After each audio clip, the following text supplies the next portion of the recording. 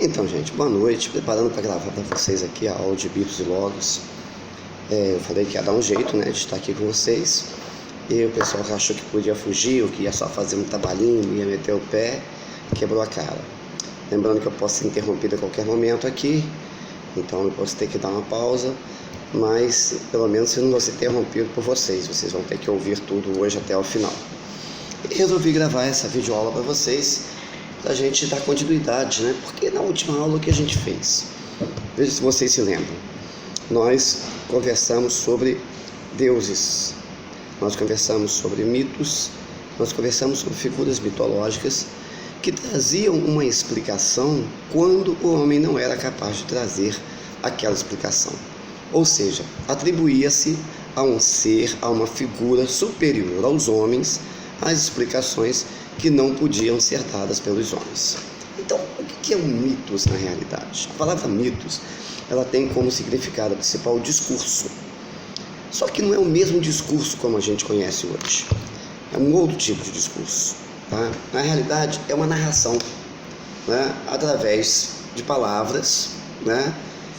Que os gregos usavam na época pré-filosofia, vamos assim dizer, para explicar tudo que estava em volta, tudo, absolutamente tudo que estava em volta. Então, eram narrações que os poetas faziam, né, na forma oral, e de uma maneira que os deuses davam sentido ao mundo. Ou seja, como que através da figura dos deuses ocorria tudo que era narrado nas histórias. Ou seja, como que através da figura dos deuses, tudo que havia no mundo havia sido feito, estava sendo governado, e como que ia acontecer, ou seja, qual seria o destino a partir da figura dos deuses. Ela tem um sentido, a palavra mito, ela tem um sentido muito próprio, né? Hoje nós temos uma outra visão de mito, né? A sua ligação aqui à noção da ideia de alucinação, de delírio, uma fantasia, e até os bolsomitos por aí, né? Quer dizer, associar a um político, a uma pessoa, a um ator, a um cantor, que ele é um mito, porque ele se coloca na posição de uma pessoa difícil de realizar coisas que dificilmente outras pessoas realizariam. Tá? Agora, a dimensão mítica, ela está vinculada a uma outra coisa, tá? É uma explicação para as suas necessidades. Ou seja, eu crio um mito quando eu necessito explicar uma necessidade minha e que eu não tenho uma base racional, uma base científica, uma base competente para explicar esse mito. Então, a criação do mundo, a criação dos seres humanos, né, a formação da Terra, eu não tenho essa base, então o que eu faço? Eu crio um mito porque eu tenho uma necessidade de explicar isso, né? E esse mito, ele vem como? Ele nasce como? Ele nasce pelo medo do desconhecido. Ele nasce no momento em que você, não sabendo explicar a origem de alguma coisa, né, você cria um mito. Geralmente um mito que te agrada, um mito que de alguma forma não vai ser tão cruel com você, né? Para dar o quê? Tranquilidade a essa desordem interna do pensamento, que as pessoas não conseguem se organizar, né? Então, antes que o homem pudesse encadear os seus pensamentos na razão, antes que o homem pudesse, de uma certa forma, formar conceitos que mais tarde ele ia provar cientificamente, ele faz o quê? Ele cria um acesso ao conhecimento através do mito. Mais tarde, você tem a razão. Então, o mito, ele tem fundamento onde? Na imaginação, né? A razão não. A razão, ele tem na expressão racional. É óbvio que quem tem a razão tem também imaginação, mas ele não se fortalece da sua imaginação para explicar alguma coisa, né? Então, há mais de 2000 anos na Grécia, né, o ser humano começa a questionar do mundo externo, né, além da via mítica. Mas antes disso, como nós vimos lá na história da própria formação do mundo, na formação dos deuses, na entrega do fogo, na criação do homem, na criação do inferno, e de todas as outras criações que eles acreditavam, nós vemos o quê? Uma explicação não racional, uma explicação mito, tá? Enquanto a filosofia vai surgir mais tarde pelo Logos. Mas o que é então mitos e logos? Então, eu falei para vocês no início que mitos era o quê? Era o discurso, tá? Da ideia de discurso, a palavra.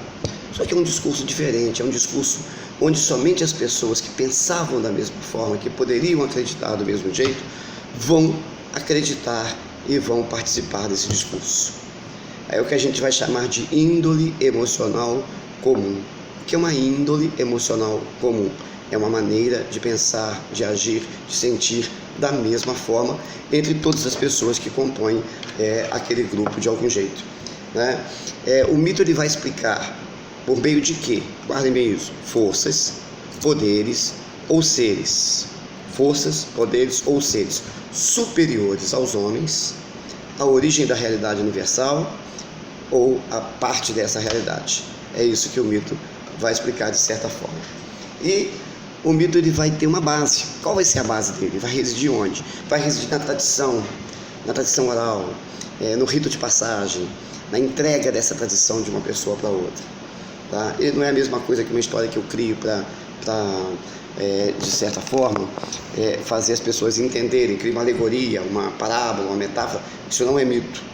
Mito é a atribuição a seres, a forças, para explicar uma realidade que vai sempre estar ligada a uma emoção, a uma crença, a uma tradição, e nunca a um uso racional da busca da verdade de alguma forma. E é interessante que dessa forma o mito ele vai fixar um modelo social. Nós temos muitos mitos na nossa sociedade, além das superstições, além das tradições, das crenças, dos folclores. Nós temos muitos mitos e a nossa sociedade muitas vezes pode estar formada e baseada no mito. O mito, infelizmente, ele forma um modelo de sociedade. As pessoas acreditando que alguma coisa, alguém, um super-homem, um super-presidente, um super-prefeito, um super-pai, vai resolver o problema. Por quê? Porque nós temos um modelo de sociedade mítica criado desde a Grécia Antiga, né? E o que eu não explico, eu coloco na mão de um ser superior, de alguma coisa que possa explicar melhor isso, né? Quando surge a filosofia, ela surge fazendo o quê?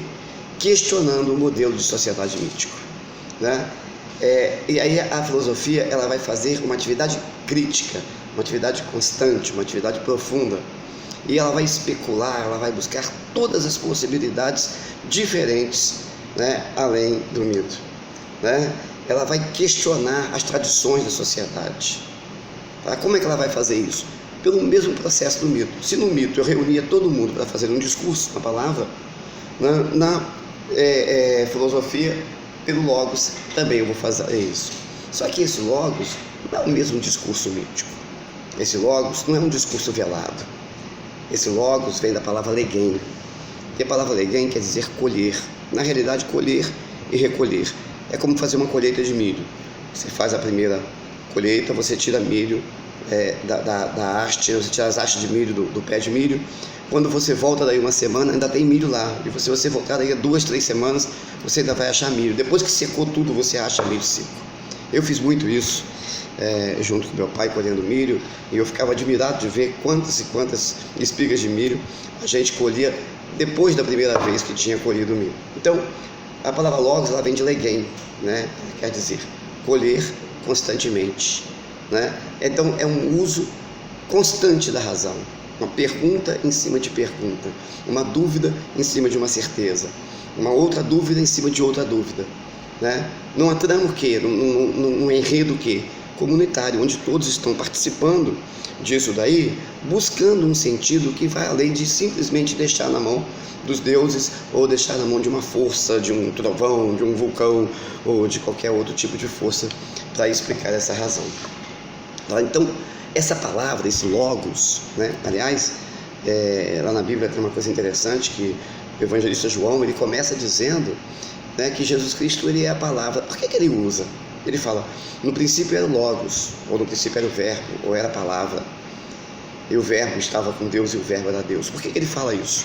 Porque era uma forma de acessar ao conhecimento da época, acessar os filósofos, acessar a quem conhecia o logos como algo racional. Ele não queria falar apenas ele não queria falar de uma fé mítica, ele queria falar de algo racional.